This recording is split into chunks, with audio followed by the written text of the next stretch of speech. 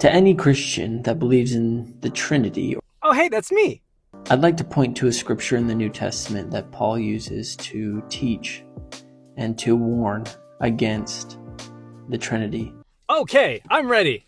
We find this warning in Galatians chapter 1, verse 8, and it says, "But even if we," Paul's talking about the disciples of God, "or an angel from heaven should proclaim to you a gospel contrary to what we proclaimed to you," again, proclaim to you a gospel contrary to what we proclaimed to you, let that one be accursed. Wait, that literally says gospel. That doesn't talk about the nature of God at all. That talks about the gospel. And it specifically warns against an angel coming to give you a different gospel. So let's read that real quick with context, because, context is what matters. So if we back it up just really 2 verses to verse 6, "I marvel that you so quickly are deserting him who called you by the grace of Christ for a different gospel, which is really not another. Only there are some who are disturbing you and want to distort the gospel of Christ. But even if we or an angel from heaven should proclaim to you a gospel contrary to the gospel we have proclaimed to you, let him be accursed. As we have said before, so I say again now, if any man is proclaiming to you a gospel contrary to what you received, let him be accursed." So this is talking about the gospel, which he goes on to and clarifies in the next chapter, ironically enough, because, that's kind of how these books work. But if you go to chapter 2, verse 16, you'll see it says this, "Nevertheless, knowing that a man is not justified by the works of the law, but by faith in Jesus Christ, even we have believed in Christ Jesus,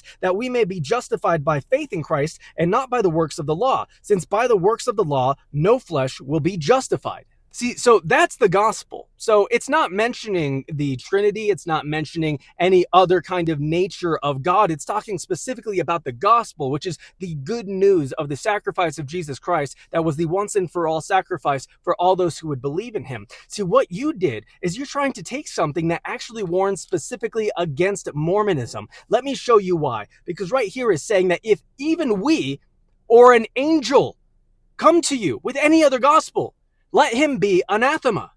Now, what happened with Joseph Smith?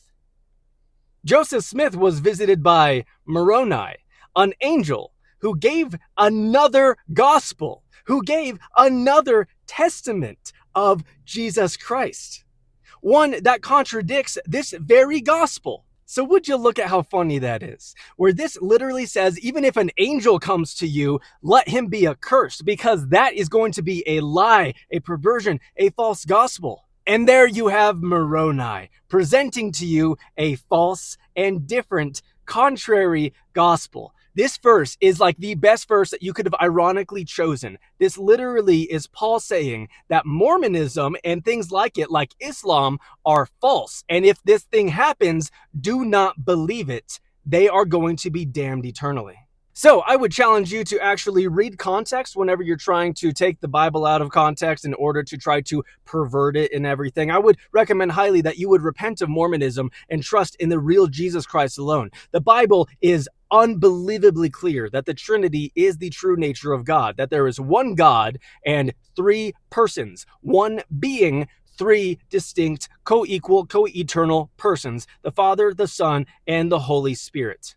The Father is called Yahweh, the Son is called Yahweh, and the Holy Spirit is called Yahweh. Not 3 separate gods as Mormonism teaches. And no, you don't get to become a god either, as Mormonism teaches. The Bible very clearly says the opposite of that, where God is talking in Isaiah 43:10. He says, "You are my witnesses, declares Yahweh, and my servant whom I have chosen, so that you may know and believe me and understand that I am he. Before me there was no God formed, and there will be none after me. I, even I, am Yahweh, and there is no Savior besides me."